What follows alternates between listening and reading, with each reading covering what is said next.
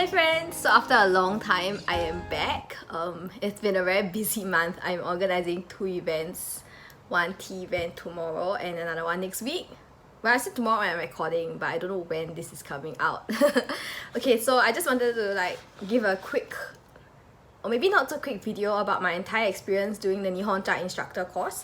So I have officially passed Yushu Shurosho. So basically I passed it within the entire course is valid for 6 months, but if you finish all 3 reports and pass them within 4 months, you get a distinction. So it's like my Yushu. So I have managed to do it. I think I actually literally arrived like a few days before my distinction period was over. I'm very happy to finally pass everything. I was actually a bit worried because this is entirely in Japanese, and I was frankly a bit unsure as to whether my Japanese was still good enough. Even though I did my uni in Japanese, it's still been some time. So, and I haven't been living in Japan. So this is a really happy validation for me in that sense. So basically what the entire course is that you have to hand in, it's a self-studied course, and you will have 3 reports to hand in. Reports all look a bit like this.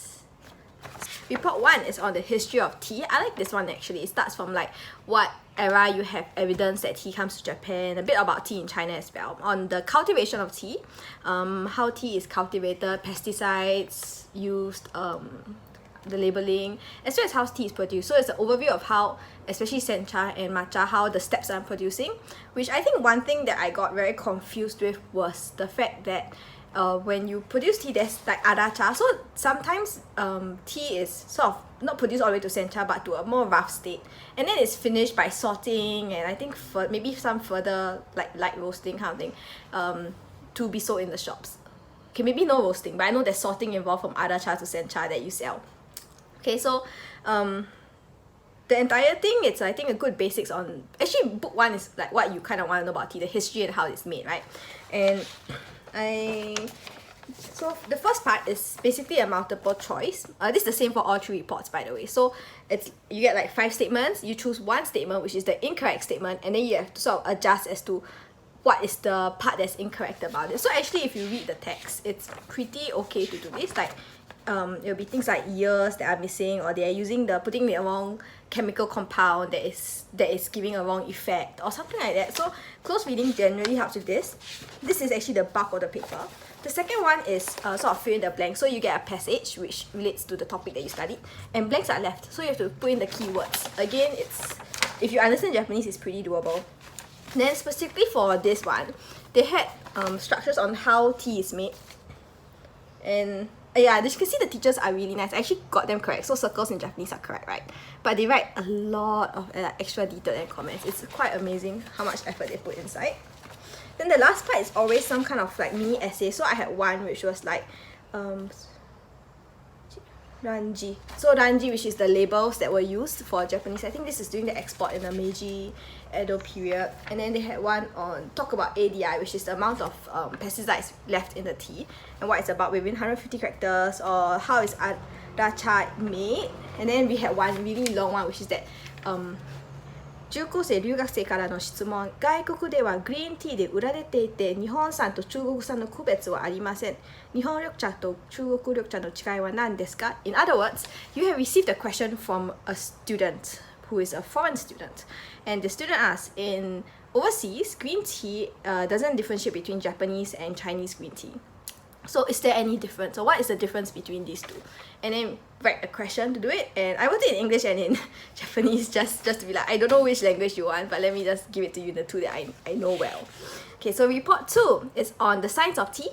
How to make tea. So I actually really like this one because I lent the textbook out, but basically they will tell you they did charts with the temperature of the water and what gets drawn out. So you know that caffeine is in higher temperature, so that it means that instinctively you know that if you want a less bitter green tea, you'll use lower temperature waters so that you don't draw out all the bitterness, right?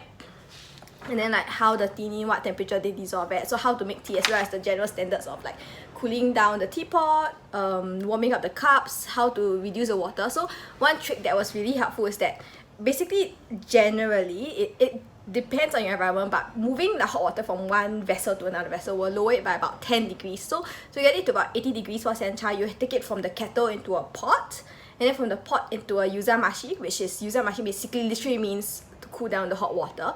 And then from there into the kyusu or the pot. So basically you kind of know you can lower it down to about 80 or maybe like 70, depending. So if you need gyokuro, you may use more vessels to cool down. If you don't, you may just use 1 or 2 vessels, get it to 80 and then make the tea. Okay, and then the health effects of tea. This is mostly like studies that have been done. Yeah, I mean, it makes it sound like green tea is really great. I have not looked into the studies very much, but it's like these are some purported effects. And then users of tea, it's like besides drinking, what there is. So I think what was the question? I know there are some very interesting questions. Oh yeah, it's like one question was in cuisine that uses green tea, please list some examples of what you do. And I think I got one of this one. I put cha tofu, which I don't think it's correct. And then like how soluble are the different compounds of tea. Then we had a question on catechin. And then the long question was, you are doing a mini seminar on how to brew delicious new tea shincha. So within 5 minutes or 1,000 characters, please write down all the points needed. Okay, it worked! I got 11 upon 12 for that. I am so happy. And honestly, every time I see an essay, I was like, I can't do it. Somehow I did it. So report 3, which is the final report. So I took about 1 month plus to do each report, which was basically me going through the whole text and then going through the report and just like double checking my answers. And honestly, the part that scares me all the time is always the long form questions. Part 3 is on the tea industry, which is a lot of technical things like who produces what, who sells what.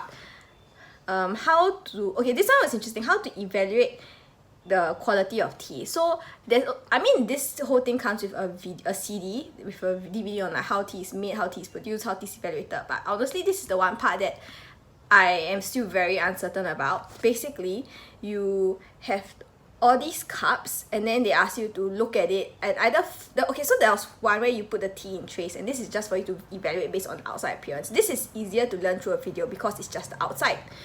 But for like tasting the tea, it's kind of hard to say like what do they mean by it's a musty taste or a musty smell. What is a smell that is too much heat? How do I see if the color of the tea is a bit reddish or a bit bluish?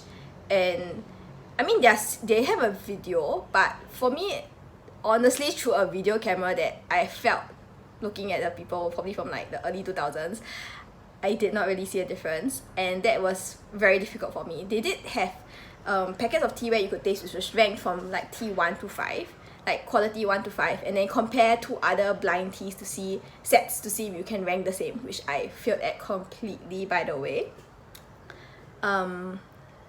So yeah, I think that was really the hardest part for me, and I would really want to do more tasting with Japanese like tea experts before I feel confident in saying that I know how to evaluate Japanese teas. But in respect of like how is it carried out, like how do you pour the water in, how do you do the steps, yeah, sure, I can do that, but can I evaluate the teas and say this is this tea is a better quality than that by tasting? I'm not sure. I can look at the tea leaves and I'm pretty reasonable and say, oh, this is newer, this is like more expensive, but that's really on shape. So taste wise, I think that's one thing a distance learning course can't really do, because you can't tell what's going on, right? Okay, then the last part is on how to be a Nihoncha instructor, no instruction gijutsu, how like to teach properly. So like how to do your lesson plan, what kind of things to say, like don't ever make self-deprecating comments, because you are the expert and you have to own your expertness, which I actually think was a good point. Like,